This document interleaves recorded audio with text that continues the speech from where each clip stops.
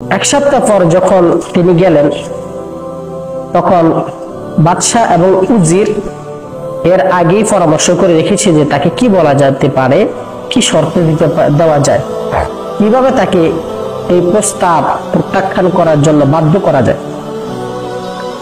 তখন উজির তাকে বলল যে বাদশার কন্যার হাতের আংটির জন্য একটি হীরার প্রয়োজন, যে হীরাটি এই পৃথিবীর বুকে পাওয়াটা অনেক মুশকিল।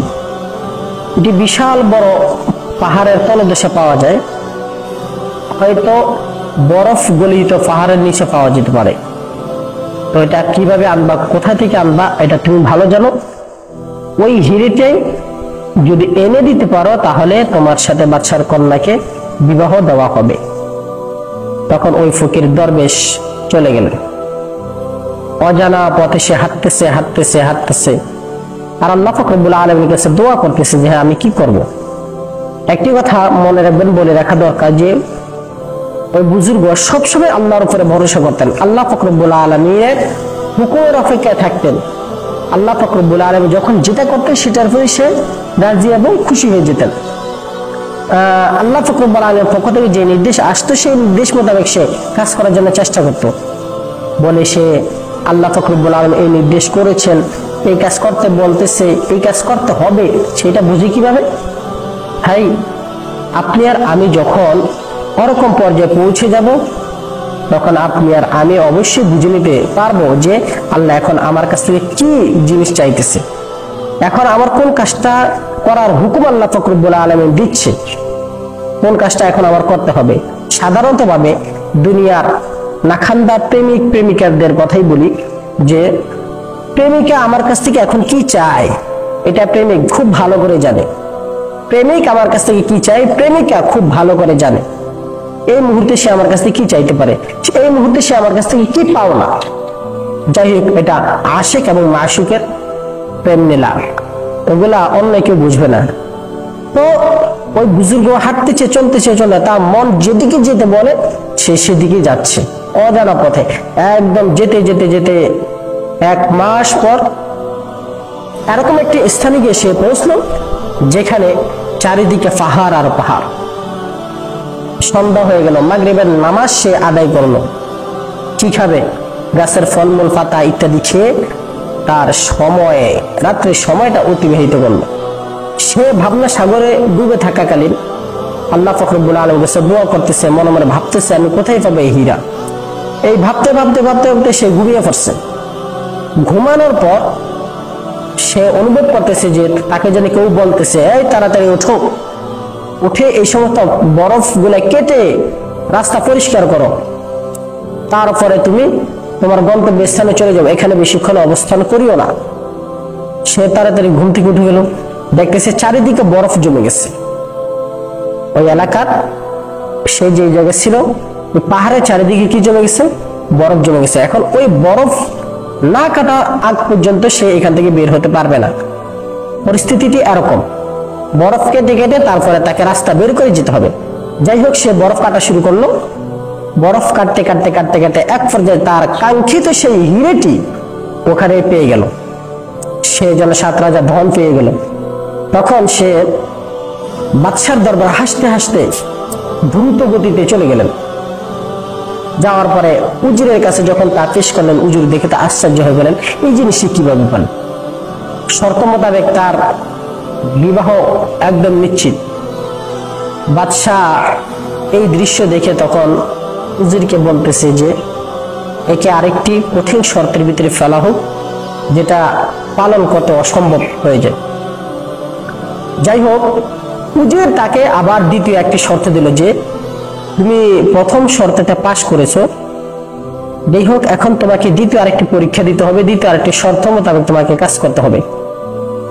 তার মনের যে আশা আকাঙ্ক্ষা ছিল, ওই আশা আকাঙ্ক্ষার লাগে যেমন মনে হচ্ছে যেমন ভেঙে চুরমার হয়ে গেছে। কেননা সে বড় একটা আশা ভরসা করে কষ্ট স্বীকার করে এই হিরেকে নিয়ে আসছে। যাই হোক, বাদশাহ যেরকম বলতেছে ওরকম তাকে করতে হবে। বলছে যে তার কন্যার নাকের কানের দুলের জন্য, বাদশার কন্যার নাক কানের দুলের জন্য সাদা এবং এর ভিতরে বিভিন্ন আরেকটি কালার থাকবে। এই রঙের হীরের প্রয়োজন, মুতির প্রয়োজন। এগুলা সাগরের তলদেশ ছাড়া অন্য কোথাও পাওয়া যায় না। এখন এই অসম্ভব একটি শর্ত ওই ফকির কিভাবে পুরো করবে, ওই দরবেশ কিভাবে পুরো করবে, কিভাবে পালন করবে, ওইটা কিভাবে আনবে, ওই মুতি কোথায় সে পাবে? যাই হোক, তার দিল যেদিকে বলতেছে সে সেদিকে যাচ্ছে। যেতে যেতে যেতে যেতে যেতে বিশাল বড় এক সমুদ্রের কাছে গিয়ে সে পৌঁছলো। কথা মোতাবেক সে সমুদ্রের তলদেশ থেকে ওই মুতি নিয়ে আসবে। এখন এই সমুদ্রের পানি, এত পানির ভিতরে সে মুতি কোথায় পাবে? সমুদ্রের তলদেশেই বা যাবে কিভাবে? সে এখন নিরুপায় হয়ে সমুদ্রের পানি হাত দিয়ে কুশ করে করে এই পাশ থেকে এই পাশে নিতেছে, সিঁচতেছে আর কি। মানুষ মেশিন দিয়ে পানি, সমুদ্রের পানি সিঁচে শেষ করাটা অসম্ভব। সে হাত দিয়ে এদিক থেকে ওদিকে নিতেছে, সমুদ্রের পানি শেষ করে ফেলবে হাত দিয়ে সিঁচে, তারপরে মুতি নিয়ে আসবে। এই চিন্তা চেতনা, এইভাবে সে পানি সিঁচতেছে, নামাজের টাইমে নামাজ পড়তেছে, আবাদতের টাইমে আবাদত বন্দি করতেছে, পানি সিঁচতেছে। এরকম করতে করতে 1 মাস কেটে গেছে। 1 মাস কেটে যাওয়ার পরে সে পিছনের দিকে তাকিয়ে দেখলো যে সমুদ্রের প্রথম এসে যে বড় বিশাল ঢেউ দেখতেছে যে ভেসে ভেসে আসতেছে, ওই ঢেউ এখনো বাকি আছে, ওই ঢেউ এখনো আছে। সে অনিচ্ছাকৃতভাবে আল্লাহ পাক রব্বুল আলামিনের দিকে হাত উঠে গেছে, আসমানের দিকে তাকিয়ে বলতেছে, ইয়া রব্বুল আলামিন, আমি এখন কি করব? আমার এখন কি করণীয়? আমি এই পানি কিভাবে শেষ করব? কিভাবে আমি ওই মুতি আমার হাতের ভিতরে নিয়ে আসবো? এই ভাবতেছে, দোয়া করতেছে, আর দেখতেছে সমুদ্রের বিশাল এক ঢেউয়ের সাথে সাথে কি যেন আসতেছে প্রচুর আকারে। যখন আস্তে আস্তে তার পায়ের কদমের কাছে চলে আসলো, তখন সে দেখলো যে অসংখ্য তার কাঙ্ক্ষিত সেই মুতিগুলো। সেখান থেকে সে 2টি মুতি নিয়ে বাদশার দরবারে চলে গেছে। যাই হোক, বাদশা তার এই পরীক্ষায় উত্তীর্ণতা দেখে আরো অবাক হয়ে গেলেন। কিন্তু তাদের মনে ধারণা, জানা আছে যে তাদের কন্যাকে এই ফকিরের সাথে, এই দরবেশের সাথে, এই অসহায় লোকটির কাছে বিয়ে দিবে না, এটাতে তারা নিশ্চিত। এখন উজির এই দৃশ্য দেখে উজির ওই ফকিরকে বলতেছে, তুমি যা যা এনেছো তাও তোমাকে দেওয়া হচ্ছে, তার দ্বিগুণ তোমাকে দেওয়া হচ্ছে। তার বিনিময়ে তুমি যে চিন্তা চেতনা মাথার ভিতরে লালন পালন করছো, মনের ভিতরে ঘুরপাক করতেছে, তোমার ওই চিন্তা চেতনা থেকে তুমি ফিরে আসো। বাদশার সম্মান হচ্ছে আলিদা, বাদশার কন্যার সম্মান হচ্ছে আলিদা। আর তোমার মতো ফকিরের কাছে এই বাদশার মেয়েকে বিবাহ দিয়ে বাদশার কি মানহানি করবে? এটা অসম্ভব। রাজ পরিবারে এটা কখনই সম্ভব হবে না। ফকিরের সমস্ত আশা আকাঙ্ক্ষার মাঝে যেন বিষাক্ত তীর উজির ছুঁড়ে মারলে এরকম হলো। তখন ওই ফকির মাথা নিচু করে বসে আছে, কারোর সাথে কোনো কথা বলতেছে না, উজিরকে কোনো কিছু বলতেছে না। আল্লাহ পাক রব্বুল আলামিনের উপরে এই কাজের ফলাফল ছেড়ে দিছে। কিছুক্ষণ পর বাদশার মেয়ের খাদেমা, বান্দি যারা রয়েছে, তারা দৌড়ে এসে বলতেছে, বাদশাহ জাহাপনা, রাজকন্যা হঠাৎ করে বেহুশ হয়ে পড়ে গেছে এবং তার শরীর প্রচন্ড গরম হয়ে গিয়েছে। সে মনে হয় আর পৃথিবীর বুকে নেই। সকলে চলে গেলে গিয়ে দেখতেছে মরার মতো পড়ে রয়েছে, মৃত্যুবরণ করছে। তারা সবাই মনে করতেছে বাদশাহ মেয়ে মৃত্যুবরণ করছে, মরে গেছে। কিন্তু হাকিকতে বাদশাহ মেয়ে কিন্তু মৃত্যুবরণ করে নাই, শরীর গরম হয়ে গেছে, আস্তে আস্তে শীতল হয়ে গেছে।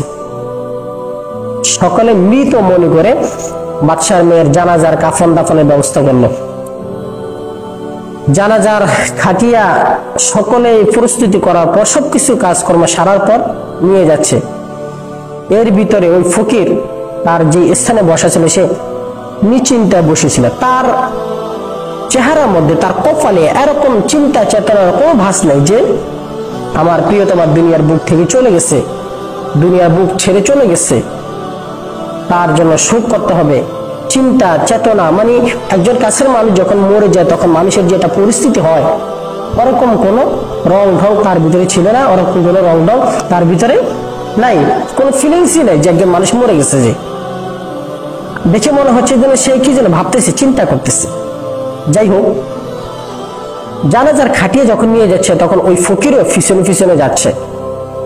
যেখানে কাফন দাফন করা হলো সেই জায়গাটা দেখে সে তার ঝুপড়ির মধ্যে চলে গেছে, গিয়ে আল্লাহ পাক রব্বুল আলামিনের ইবাদতে মশগুল হয়েছে, জোরদার কান্না করতেছে, ইয়া রাব্বুল আলামিন, আমি এখন কি করব? তোমার হুকুম ছাড়া, তোমার ইচ্ছা আকাঙ্ক্ষা ছাড়া আমি কোনো কাজ করতেছি না। আমি কোনো গুনাহের প্রস্তাব নিয়ে যাইনি, আমি ওই মেয়ের সাথে কোনো অবৈধভাবে সম্পর্ক করতে চাই না, আমি ওই মেয়ের সাথে গোপন ভাবে দেখা করতে যাইনি, আমি ওই মেয়ের সাথে ওই মেয়েকে কুপ্রস্তাব দেইনি। শরীয়তে নিয়ম অনুযায়ী তাকে আমি বিবাহ বন্ধনে আবদ্ধ করতে চেয়েছিলাম। এটা কি আমার অপরাধ? এটা কি আমার দোষ? পৃথিবীর বর্তমান সমাজের প্রেমিকদেরকে বলতেছি যে ভাই, আপনি আমি যে সমস্ত কর্মকাণ্ডগুলো এখন করতেছি, হ্যাঁ, যে সমস্ত কালচার গুলা পালন করতেছি, প্রেমিক প্রেমিকা, অবাধ মিলামিশা, দেখা সাক্ষাৎ করা, একে অপরের হাত ধরে হাঁটা চলা করা, তারপর আসলে এটা কি বিয়ের আগে করণীয়? আপনার আমার একজন মেয়েকে পছন্দ হয়েছে, তাকে আমি বিবাহ করবো, এটা ভালো কথা। তার আগে কি এই সমস্ত করাটা জরুরি প্রয়োজন? বলতেছে একে অপরকে চিনতেছি, এই মানে মানে নিজের চরিত্রে দাগ লাগিয়ে এগুলা কি একে অপরের পরিচয় জানতেছি, এগুলো কি চিনা? শরীয়ত কি আমাদেরকে এইভাবে দিক নির্দেশনা দিচ্ছে? আর এই সমস্ত অনেক আমার অনেক যুবক ভাইয়েরা, আমি এর আগে যে মসজিদে ছিলাম ওই মসজিদে অনেক যুবকরা বলতে শুনেছি, বলছে যে হুজুর ইউসুফ আলাইহিস সালাম তো প্রেম করেছে, আগের বুজুর্গরা তো প্রেম করেছে, নবী রাসূলরা তো প্রেম করেছে, প্রেম করার সুন্নাত। আস্তাগফিরুল্লাহ, নাউজুবিল্লাহ। এই খান্দাস মার্কা কাম নবী রাসূলরা করেছেন? আস্তাগফিরুল্লাহ। এই বেহাইয়াপনা বেলাল্লাহপনা নবী রাসূলরা করেছেন? আস্তাগফিরুল্লাহ। আমাদের চিন্তা চেতনা, আমাদের মস্তিষ্ককে শয়তান কিভাবে ওয়াশ করছে দেখেন। ইহুদি খ্রিস্টানরা আমাদের মুসলমানদের সন্তানদেরকে কিভাবে ধোঁকা দিচ্ছে, কিভাবে আমাদের ব্রেনকে ওয়াশ করে দিচ্ছে, ওটাকে আমরা কোথায় নিয়ে গেছি? আস্তাগফিরুল্লাহ। যেই নবী রাসূলগণকে আল্লাহ পাক রব্বুল আলামিন নিষ্পাপ করে দ্বীনের দাওয়াতের দায়িত্ব তাদের মাথার উপর অর্পণ করেছে, তাদেরকে দিয়েছে, তারা এই কুকর্ম করে গেছে, নাউজুবিল্লাহ। যাই হোক, ওই ফকির আল্লাহ পাক রব্বুল আলামিনের কাছে দোয়া করতেছে, এবং রাত যখন গভীর হয়ে গেল তখন সে কবরস্থানে গেল, গিয়ে ওই লাশকে তুলে নিয়ে আসছে। যেহেতু নতুন মাটি দিছে, মাটি সরানোর একদম সোজা, তাড়াতাড়ি সরিয়ে লাশকে নিয়ে ঝুপড়ির মাঝখানে শোয়া রাখছে, শোয়া রেখে নামাজে দাঁড়িয়ে গেছে।